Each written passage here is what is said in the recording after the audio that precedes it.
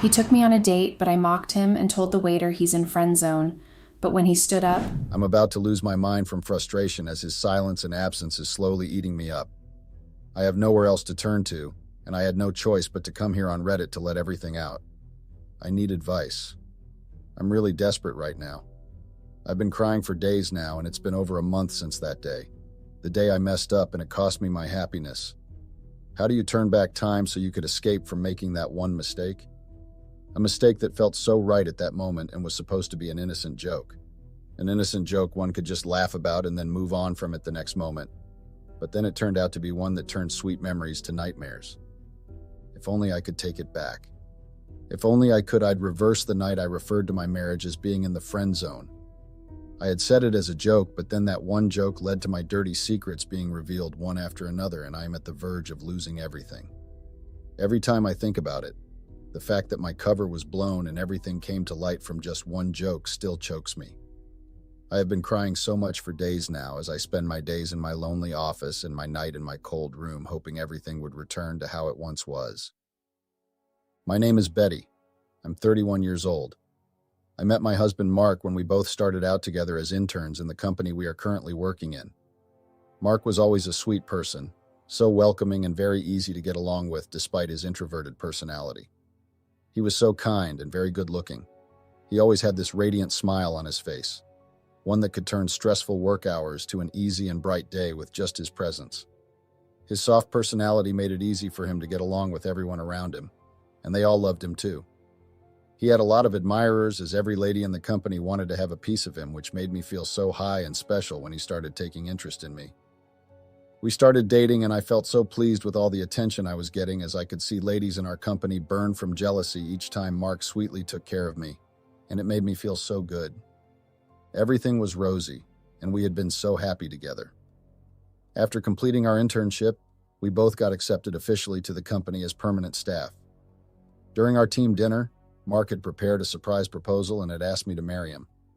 I knew he had to go out of his shell to do that considering his closed lifestyle, but because he knew I loved those kinds of things, he had to do it just so I could be happy. Mark loved me so much that I was confident I had him wrapped around my fingers. He always said yes to everything I wanted and was ready to give his all just so I could be comfortable. I guess that made me so comfortable that I had unknowingly started to put myself first before him and ended up taking his love for granted. I feel it all started the day we were called to the main office by our CEO. I and Mark had been the spotlight of the company, and the company had decided to promote one of us. We were to be graded by our performance at the end of the week and through the votes from our colleagues. Obviously, I knew I didn't stand a chance. I was good at my job, but when it came to my colleagues, I knew Mark was going to outshine me. I was fine with it, as Mark and I had agreed that it doesn't matter who ends up getting the promotion. Whoever wins for the both of us since we are one. I was happy just hearing his words, but then I started to think differently when I let my emotions get the best of me.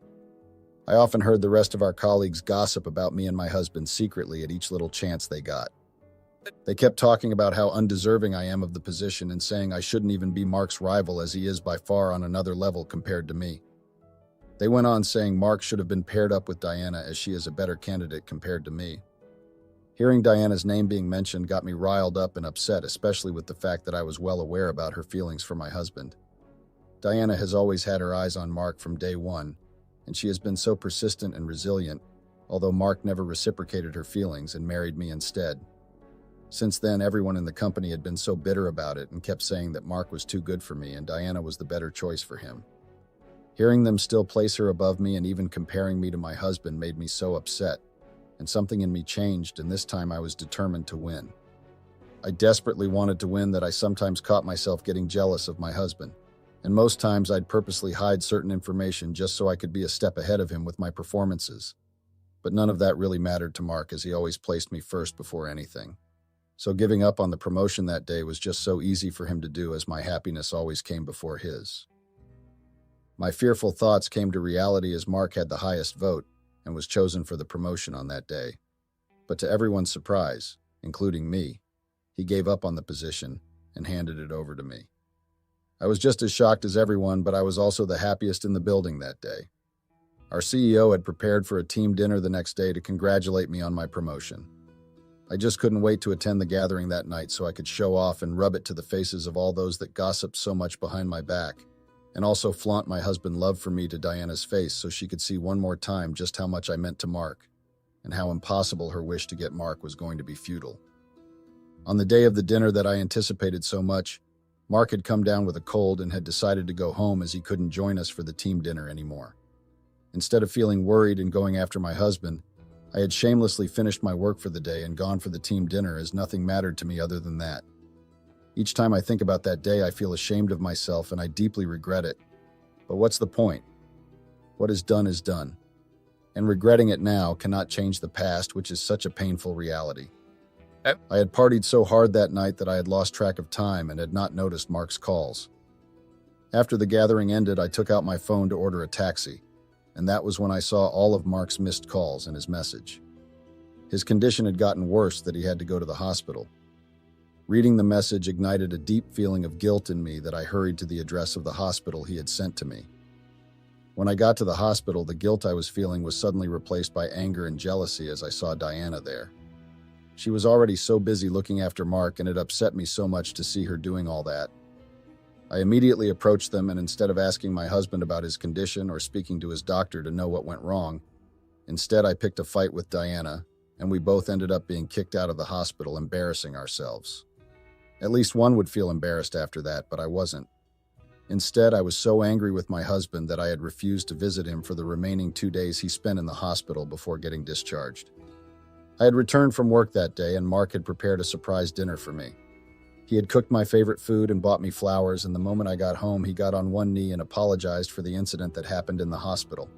No. He explained to me that he had no idea that Diana would follow him when he got off from work. She claimed she had noticed his condition, and she wanted to be certain he was okay. She had offered to give him a ride home since I was not available, and he had no choice as he wasn't in the condition to refuse. He had barely gotten home when his condition worsened, and since she was the only one around at the moment, she had taken him to the hospital. He apologized and promised me nothing like that was ever going to happen again. We had dinner together that night and even made love after.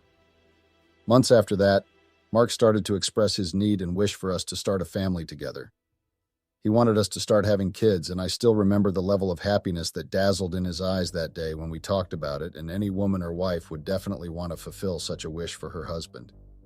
He said he is always going to be there for me, and he was willing to support me and our child if I ever felt the load was too much for me. I had someone this sweet. Now I ask myself, why was I so blinded to have realized it?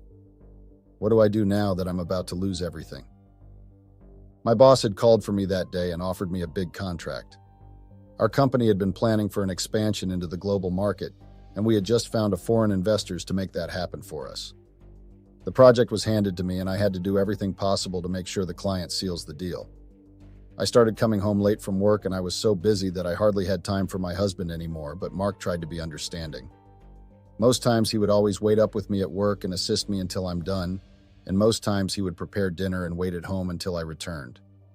I would most times refuse to eat even after he had put in so much effort, claiming I was exhausted, and sometimes I'd tell him I had eaten dinner already with my boss, and without realizing it, I had started drifting away from my husband. One of the moments I regret the most was the day I embarrassed my husband in front of everyone in the company. Mark was supposed to give a presentation to our client that day, but he had suddenly vanished an hour to the time for the presentation. I was left in a tight spot as the head and leader of the project, and the clients left so disappointed that day, leaving me in a tough spot. My husband later returned, but I had exploded at him that day, saying so many hurtful things to him.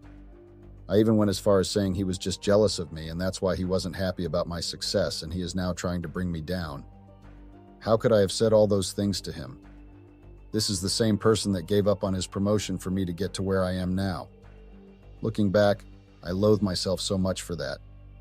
Just as always, my husband still apologized and tried to make up with me. He even made up for his absence at the meeting by giving an appealing presentation on the day the meeting was rescheduled, which made our foreign investors pleased as they kept praising me nonstop about it. And that was how I warmed up to my husband again, but still, that didn't change me. I became a workaholic, and it got to a point that I'd only come home in the morning, take a shower, and then return to the office again. That day, my husband was so concerned that it turned to him being upset about me overstressing myself. He didn't like me suffering, and he felt that the job was wearing me out. So he asked if he should talk to our boss about it, and I said no.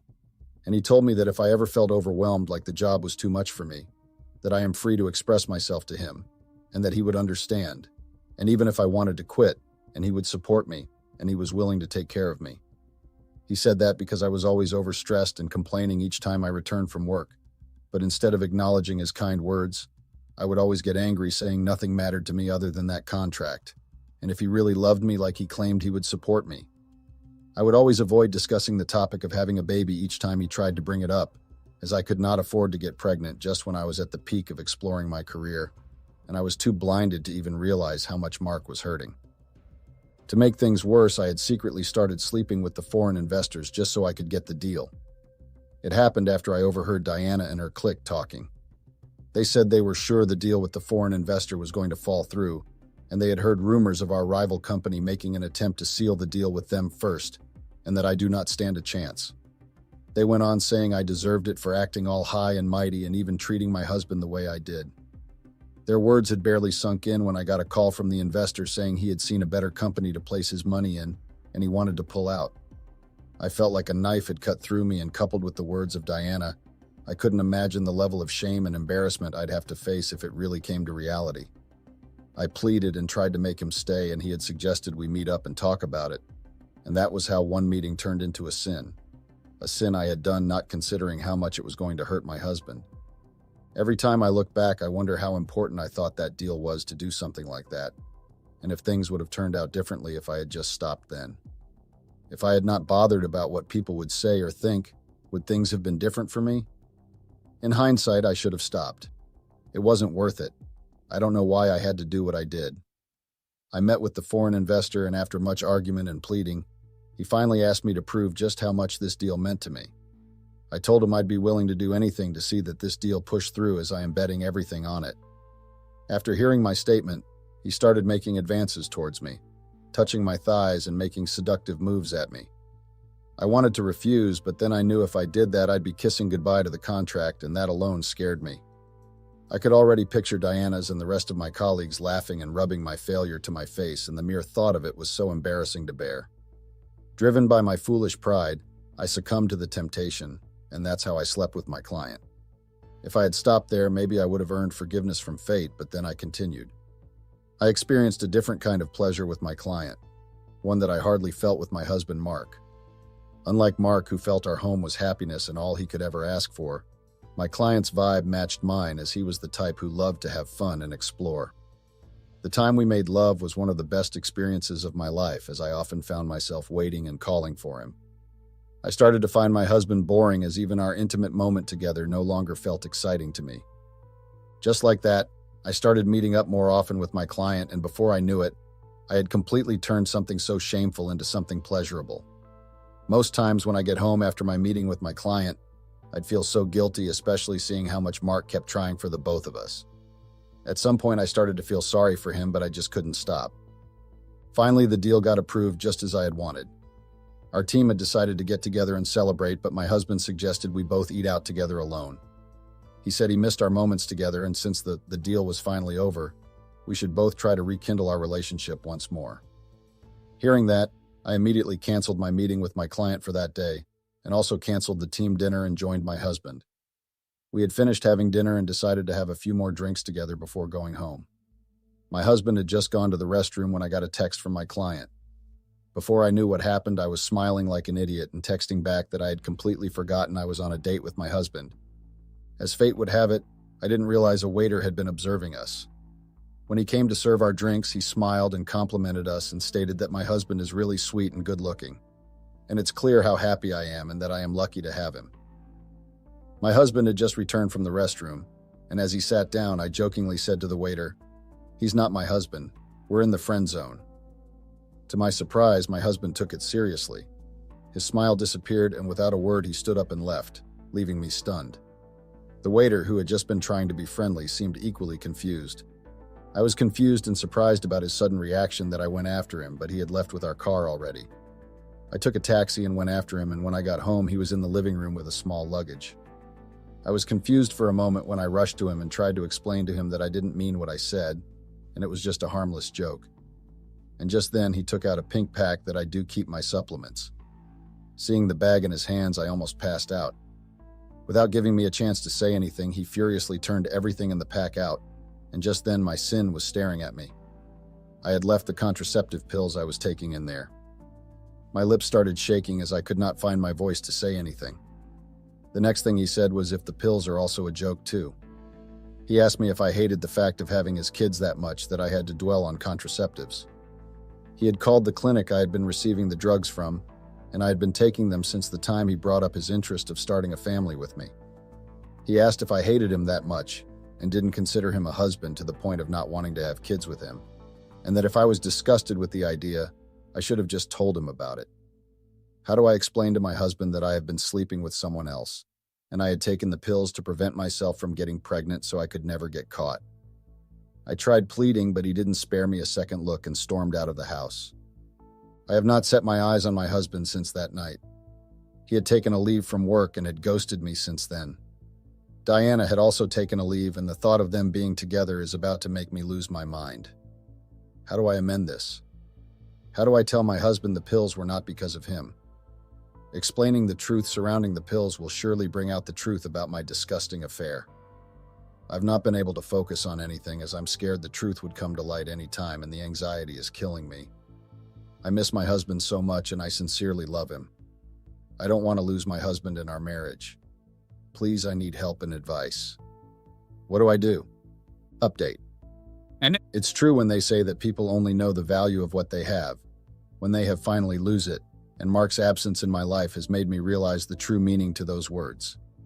How do you make amends for hurting the one person that meant the world and more to you? Is there still a possibility that things could return to the way it used to be? Why did things have to get to this before I could finally realize how broken things were between us? I had been indirectly hurting the one person that was real in my life.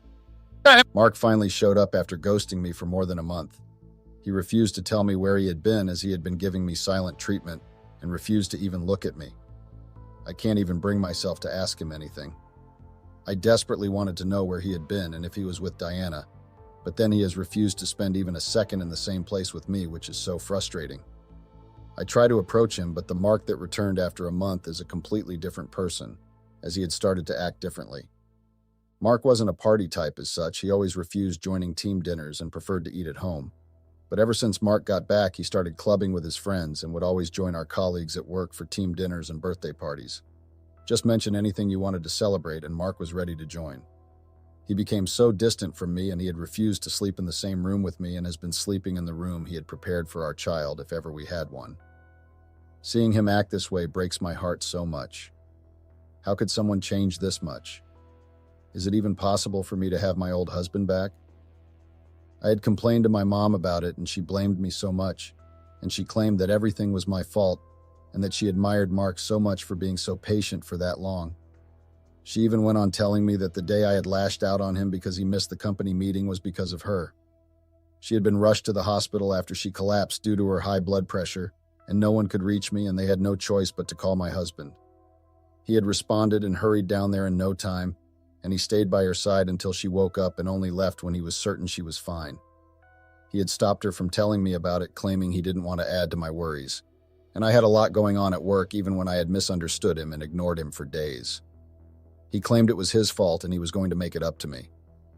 I broke down in tears after hearing my mom's words. I felt terrible for cheating and hurting him. I hurried home to talk to Mark. I was ready to do everything to make up with my husband, even if I had to force him to talk to me. The Mark I knew would never be mad at me forever, and he was always weak when it came to me. I was willing to make him happy and make up for everything I had done, but my wishes and plans had shattered even before I could do anything. I hurried home and prepared our favorite food for dinner, waiting for him to come home. When Mark returned, I rushed to hug him, but he rejected me. My husband had not said a word to me for a month now, and that night the first word that came out of his mouth was, "Let's get divorced." I was so stunned when I heard those words from him, but before I could react, he had placed the divorce papers on the table along with pictures of me and the foreign investors in bed together.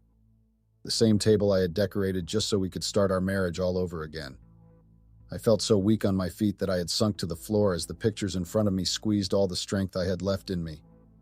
I started crying and begging Mark. I begged him to forgive me, claiming it was a mistake and I regretted it so much, but Mark wouldn't listen. He was furious. He started yelling and asking me if the contract meant that much to me that I had willingly chosen to jeopardize our marriage. He asked if I had for once considered how much of a damage this might cause to our marriage and myself. He said he was an idiot, and looking back at everything, he realized he was even a bigger idiot for trusting and loving someone so selfish like me. He spelt out how much of an embarrassment I was to him, and he hated himself for ever loving someone like me. I cried so hard, begging and rolling on the floor, but the more I begged, the more furious he got. He sent all the food I had prepared flying and breaking things, the more I wailed. I had never seen Mark that way. He threatened to hurt me if I did not sign the divorce papers that instant. I kept begging, but Mark was harder than a rock. He was red with anger that I was so scared, and I immediately signed the divorce papers. He threw my stuff out of the house and swore to hurt me if he ever saw me again. And just like that, Mark shut me out of his life. Rumors about my infidelity went around the company, and the fact that I got the deal by sleeping with the investor was everyone's topic to discuss.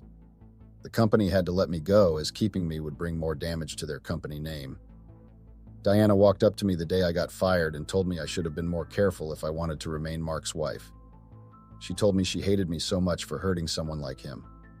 She confessed that no matter how much she tried, Mark had never seen her more than a friend. She even went as far as following him when he went on the leave, but Mark had treated her even worse than a stranger, claiming he loved me so much and he doesn't want to hurt me. He only needed some time alone and he was going to go back to me once he had cooled off. She confessed that hearing him say that made her so upset that he was so in love with someone like me, and that I didn't deserve him, as she was aware I was cheating on him. She knew telling him would hurt him, but when he rejected her and left to return to me, she just couldn't hold it any longer and had to send him the beautiful photos. She concluded by saying if she couldn't have Mark, then she would make sure I as well do not have him. And from the start, I did not deserve someone so precious like Mark. I broke down in tears after hearing all that, and she just left me there. Mark had accepted a promotion and was transferred to work in the company's branch abroad.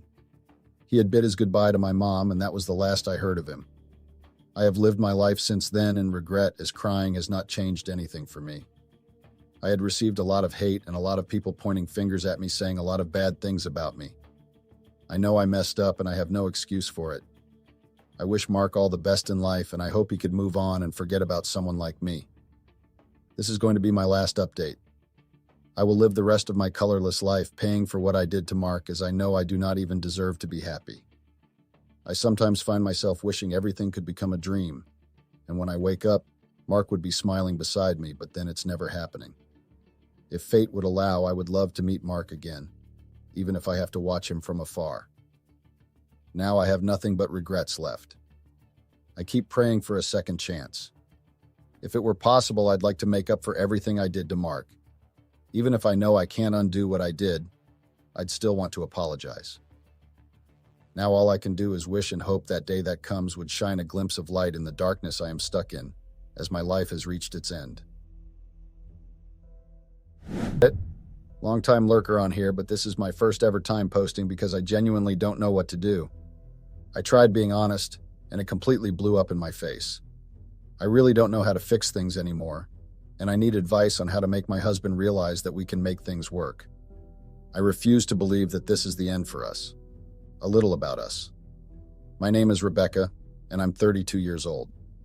My husband, let's call him Danny, is also 32. We've been married for 5 years, and we have a 4-year-old son together. He's an adorable little daddy's boy. And well, that's part of the problem. Danny has always been a great dad. I can't fault him there. He's patient, kind, and basically worships the ground our son walks on. But that's the thing. Ever since our son was born, it feels like all his attention and energy goes into being a father, and somehow I've been left behind. I guess I should say up front that I've always been the type of person who thrives on passion and excitement in a relationship. I love being the center of someone's attention, and I need that spark to feel happy. When Danny and I first got together, it was like a fairy tale. He couldn't keep his eyes or hands off me, and I loved it. We were happy. Things were amazing. But then everything just kind of changed after we had our son. I don't know if anyone else feels this way, but sometimes I think parenthood steals more than just your sleep. It steals the spark, the passion, and the excitement that made you fall in love in the first place. Over the years, things changed. He's still sweet, sure, but sweet doesn't exactly set my heart racing anymore. He's gotten so boring, so predictable. It's like I'm living with a roommate instead of a husband. Honestly, sometimes I feel like an accessory to his life rather than a partner. Now, to give some context, Danny and I both work, but he works way more than I do. He's the main provider, paying the bills, the mortgage, and everything else. My income? That's more like my fun money. For clothes, takeout, and little things I want. Because of this, I work fewer hours, which is great. It allows me to juggle work and motherhood. I know I'm lucky in that regard, but sometimes I feel like I'm stuck in this cycle of monotony while Danny gets to play the hero. I guess I didn't fully realize how done I was with everything until Phil came into the picture. Phil was a new coworker at my job, and we hit it off right away. He was funny, charming, and most importantly, he noticed me. I mean, it's not like I set out to develop feelings for him or anything, but I was bored in my marriage, and honestly, I didn't have many friends outside of Danny. So Phil and I became close quickly. We had so much in common. Similar interests, similar humor. It was easy to talk to him. And before I knew it, we were texting all the time.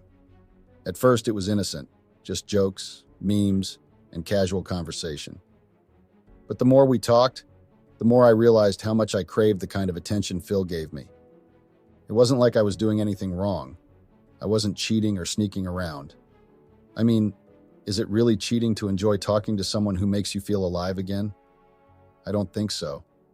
But I'd be lying if I said I didn't notice how much more time I was spending on my phone, waiting for Phil's next text, compared to, say, spending time with Danny. And maybe that's where everything started to spiral. Because once I started seeing how exciting life could feel again, it became even more glaringly obvious how boring and stagnant my marriage had become. But what was I supposed to do? Ignore it? Pretend I was happy when I wasn't? I thought being honest with Danny was the right thing to do, but apparently, honesty was just the match that lit the fire. Honestly, I loved the kind of attention Phil gave me. It wasn't just the usual compliments or casual small talk. It was deeper than that. He made me feel seen in a way I hadn't felt in years. It wasn't long before our conversations took a turn and we started flirting. And then we started talking about crossing the line. You know what I mean? The kind of talk that makes you think about doing things you know you probably shouldn't. It wasn't innocent anymore, but it also wasn't technically cheating yet. At least that's what I told myself at the time. But the more I talked to Phil, the more I realized how different things felt with him compared to Danny. With Phil, there was that spark, that chemistry, that raw attraction I hadn't felt in so long. I'd look at Danny and feel nothing. He was predictable, routine, and, dare I say it, boring.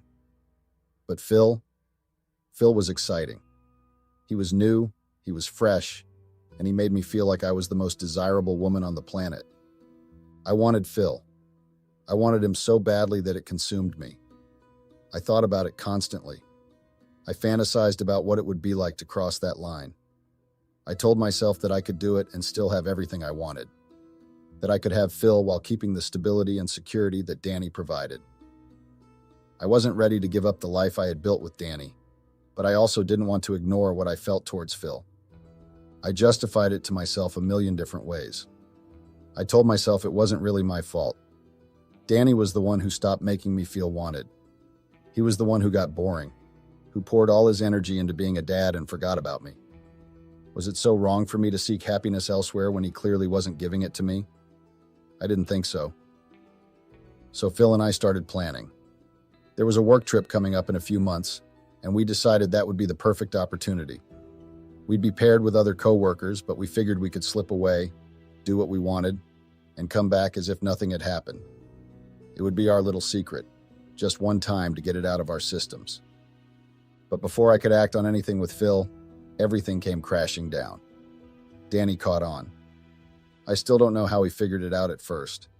I thought I was being careful, but apparently I wasn't careful enough.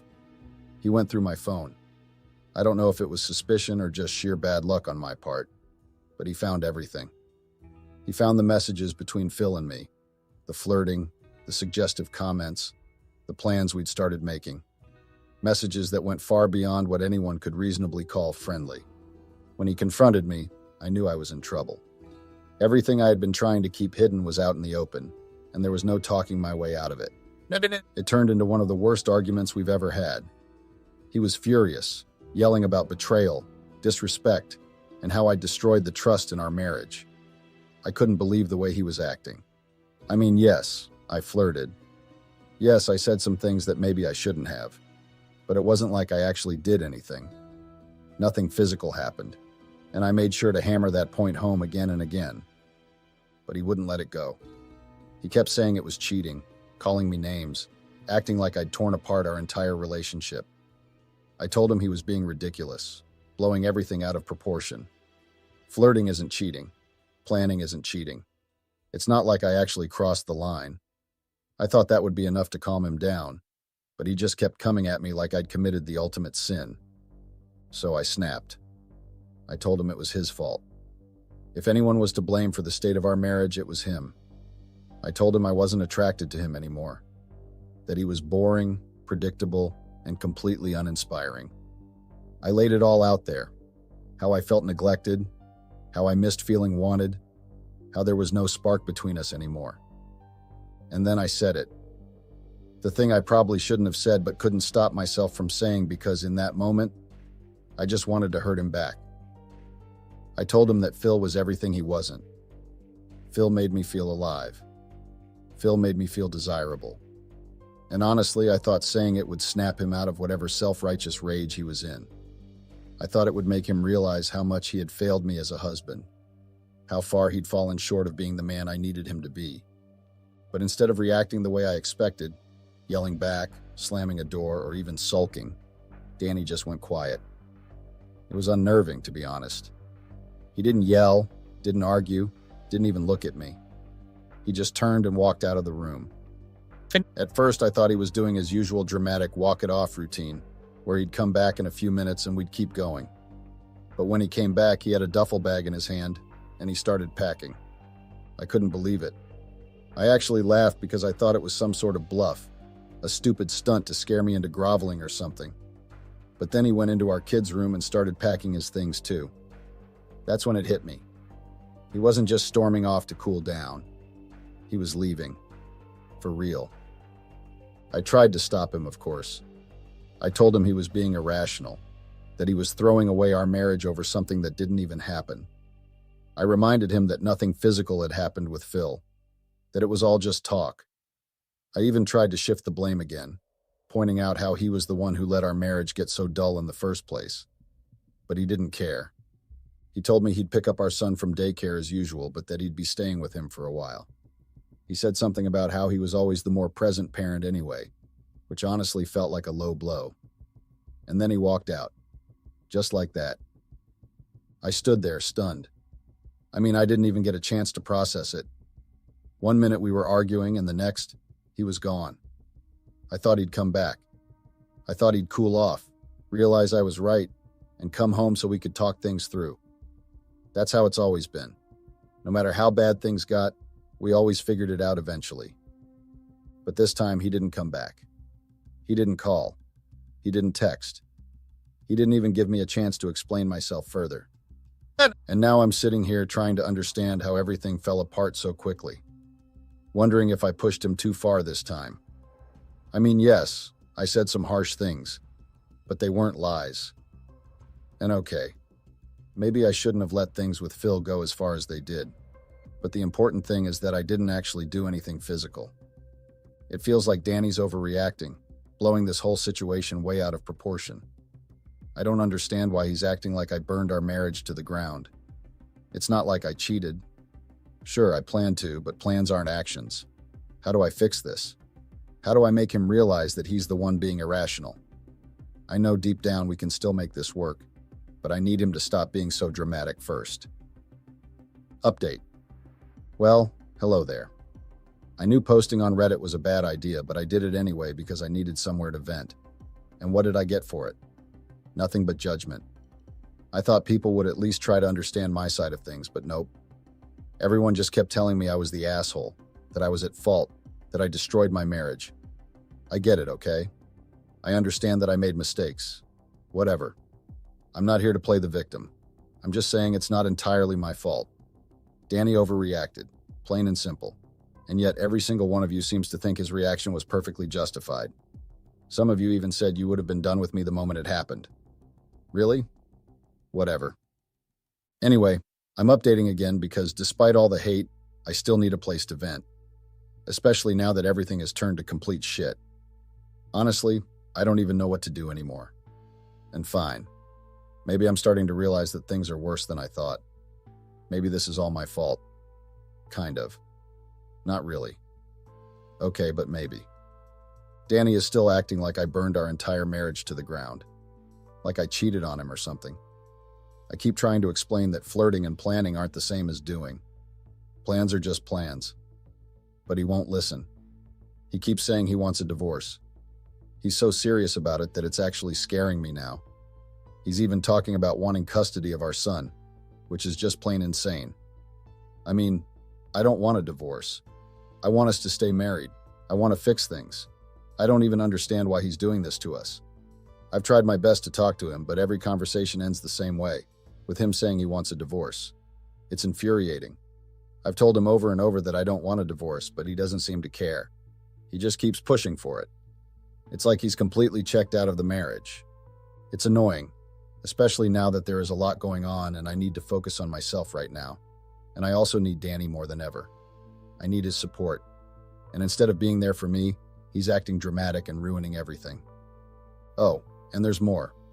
I forgot to mention this in my original post, but Phil is married. Yeah, I know, not great. Apparently someone reported us to his wife who, get this, was the one who helped him get his job in the first place through nepotism. So as you can imagine, all hell broke loose. Phil either quit or got fired. I don't actually know which because nobody will talk to me about it. It's like I've become some sort of pariah at work. Everyone is avoiding me like I have the plague. And now HR wants to meet with me in 2 weeks. I'm terrified. My workplace has a strict no romance policy, and while it technically doesn't apply to relationships outside of work hours, Phil and I didn't exactly keep everything off the clock. So yeah, I'm pretty sure that's what this meeting is about, and I have no idea how to handle it. I need Danny now more than ever, but he's being so damn dramatic about everything. I've tried telling him how much I miss him, how sorry I am if the whole Phil thing made him uncomfortable or seemed like cheating. I've even said I'd apologize properly if it would help, but he still won't budge. He just keeps bringing up divorce. I've tried rallying our mutual friends, my friends, his friends, even both of our families to back me up, but instead of supporting me, they're all siding with him. Everyone keeps saying this is my fault, that I'm refusing to take responsibility, that I'm the one who destroyed the marriage. But that's not true. I am taking responsibility. I'm just not going to take full responsibility because it's not entirely my fault. Danny has his own part in this too. I mean, if he had been more attentive, if he had kept the spark alive in our marriage, I wouldn't have needed to seek attention elsewhere. I'm just so tired of this. I just want to fix things and move on. Danny has been gone for weeks now and the bills are piling up. Who's supposed to handle all of that? Me? Honestly, it's infuriating. All I want is for us to work this out and go back to the way things were. Is that really too much to ask? Update. Well, hi there. It's strange, isn't it? Despite all the hate, I keep coming back here to post. Maybe it's because no matter how brutal the comments get, it's still easier to deal with than hearing someone in real life drone on and on about how everything is my fault. At least here I can vent. I can rant. And I can scroll past the hate instead of having to nod along while someone berates me to my face. I know people say social media is toxic, and you shouldn't read the comments if you know they'll hurt you. And yet, no matter how much I tell myself not to, I still end up reading them. It's addictive in a twisted way. But still, it's better than the alternative. So yeah, here I am again, back with another update. Funny how some of you, the same people who tore me apart in the comments, have been DMing me, asking for updates. Ironic, isn't it? But whatever. You want updates? Here's your update. I'm starting to realize something, and it's not easy for me to admit. Maybe, just maybe, I might be at fault here. Okay, fine. I am at fault. This is all my fault. Danny, if you're reading this, I'm sorry. I'm so sorry. Please come back home so we can be a family again. I apologize for everything I've done. I see now just how serious this is. This isn't some joke. My life is falling apart before my eyes, and if I don't act fast, it'll be too late. Remember that meeting with HR I mentioned in my last post? The one I was so worried about? Yeah, it didn't go well. Not at all. HR came down hard on me. It felt like they were just looking for a reason to fire me, and guess what? They did. I got fired. Honestly, I had already been thinking about quitting anyway.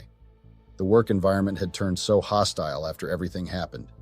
People were avoiding me, whispering behind my back, treating me like some kind of plague. It was unbearable. Still, getting fired was a slap in the face. And to make it worse, they gave me the bare minimum severance.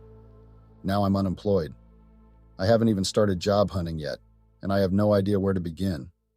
The bills are piling up and I can't keep up.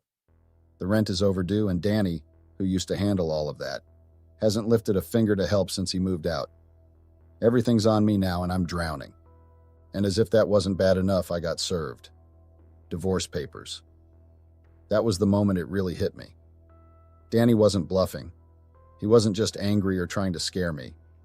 He really wants a divorce. Seeing those papers was like a cold slap of reality. It finally made me realize how much I messed up. I started putting myself in Danny's shoes, and for the first time, I understood why he's so angry. I've been selfish. I've hurt him deeply, and he has every right to feel betrayed. So I did the only thing I could think of. I reached out to him. I apologized. I poured my heart out. But it didn't matter. Danny said he'd found my original post, the one where I tried to explain things, and that reading it made him sick.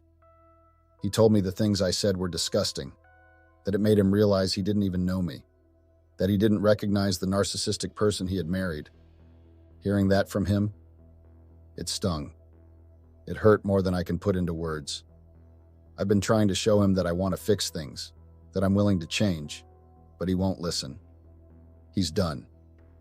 Danny, if you're reading this, and I hope you are, I'm sorry. I'm so sorry. I know I've said it before, but I truly mean it. Please just give me one more chance. Let me show you that I can change, that we can fix this. I miss you. I miss our family. I don't want this to be the end. Please. Update. Hello, Reddit? Wow, it's been a while. I guess shame kept me away from updating for so long. This update is overdue. Long overdue. But I just couldn't bring myself to write it. I was ashamed. Actually, I am ashamed. Mostly because so many of Reddit's predictions came true, and I didn't want to come back here to confirm that you were all right. But something's been bugging me to write this. Like it's the last thing I need to do. As if I owe it to you. Plus, the DMs kept coming. People asking for updates. So here I am, finally. The divorce? Yeah, it's finalized. As I'm sure many of you expected, I lost. I lost everything. If it weren't for the fact that I've been jobless and was earning far less during the marriage, I'd probably have been ordered to pay alimony too. Danny got full custody of our child, which wasn't a surprise either. I had cheated, plus he easily proved he'd always been the more present and stable parent in our marriage. That stung. No, it crushed me, and I was granted visitation rights. And even that feels like a formality because our kid clearly doesn't enjoy being around me. He's so much closer to Danny. It's like I'm just this person he's forced to visit a couple of times a month. The way he looks at me now, so distant, it hurts in ways I can't even explain. Danny, he's done with me. Completely. After the divorce was finalized, he came back to move out the rest of his stuff.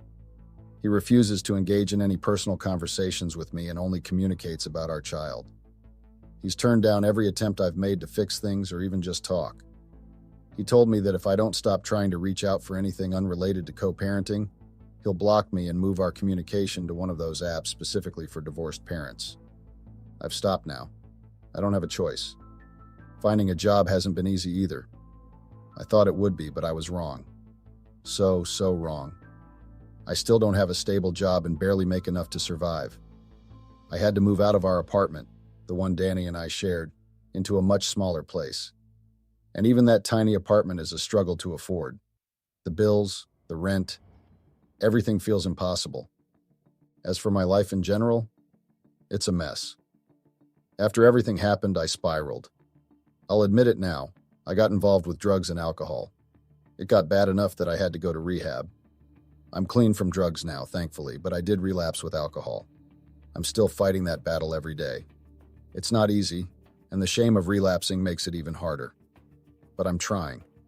My social life? That's gone too. Friends, family, they all took Danny's side. At the time, I was furious and bitter about it. Now I don't even blame them. He's thriving, and I'm just surviving. My relationships with everyone, friends, family, even acquaintances, fell apart. Danny, meanwhile, is doing great. He recently got a promotion, paid off his house, and is living a comfortable, happy life. Seeing him thrive while I'm struggling to make rent on my shoebox apartment is a constant reminder of how much I messed up. I've even tried asking him for help financially, but he shut that down immediately. He told me his responsibility is to our child, not to me. And I can't argue with that. As for Phil, please stop asking me about him. I haven't heard from him in ages. After he stopped coming to work, he disappeared. I tried reaching out to him multiple times, but I got nothing. So no, I don't know where he is or what he's doing, and frankly, I'm done trying to find out. So, yeah, that's the update. It's not a happy one, but it's the truth. I've hit rock bottom, and I guess this post is my way of trying to face it. Maybe putting it all out there will help me start picking up the pieces. For those who messaged me asking for updates, I hope this satisfies your curiosity. And for everyone else, well, here it is. Make of it what you will.